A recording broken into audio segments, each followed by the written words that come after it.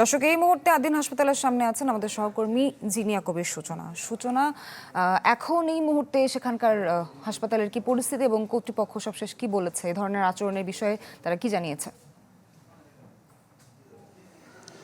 নাবিলা, দক্ষিণ সিটি কর্পোরেশনের নির্বাহী ম্যাজিস্ট্রেটের একটি 3 সদস্যের টিম আমরা দেখেছি এখানে এসেছে কিছুক্ষণ আগে, এবং তারা ভেতরে ঢুকেছে এবং ভেতরে ঢোকার পরপরই গণমাধ্যম কর্মীদের জন্য যেটুকু জায়গা নির্ধারিত ছিল তারা সেখান থেকে ছবি নিচ্ছিল।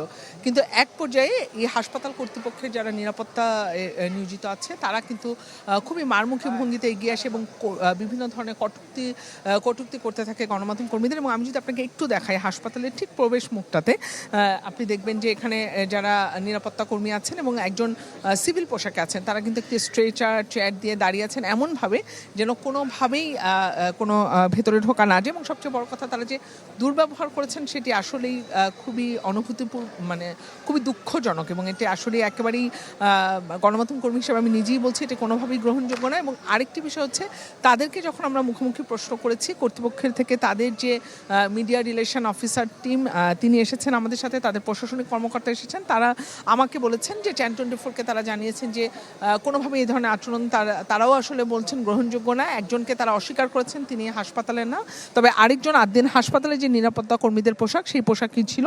তারা বলেছেন তারা যত দ্রুত সম্ভব ব্যবস্থা নেবেন, এবং তারাও বলতে চান যে তারা আসলে সাংবাদিকদের প্রতিপক্ষ না, এবং তারাও চান যে এই ঘটনার সুষ্ঠু তদন্ত হোক এবং সব ধরনের ব্যবস্থা তারা নেবেন, এইটি তারা বলেছেন। এবং বিকেল 5টায় তাদের সংবাদ সম্মেলনের কথা রয়েছে। তাদের একটি তদন্ত কমিটি হয়েছিল যেটির ফলাফল আজকে দেওয়ার কথা, সেটি নিয়েও কিছুটা ধোঁয়াশা করছেন তারা, যে আজকে দিবেন কিনা সে বিষয়ে এখনও নিশ্চিত করেনি আমাদেরকে। আমরা বারবার সেই প্রশ্নটি করছি।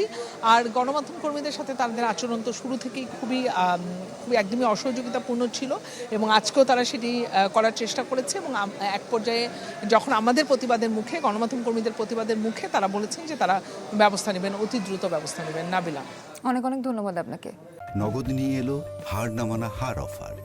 সর্বনিম্ন 10,000 টাকা রেমিটেন্স নগদে পাঠালে থাকছে স্বর্ণের হার জেতার সুযোগ।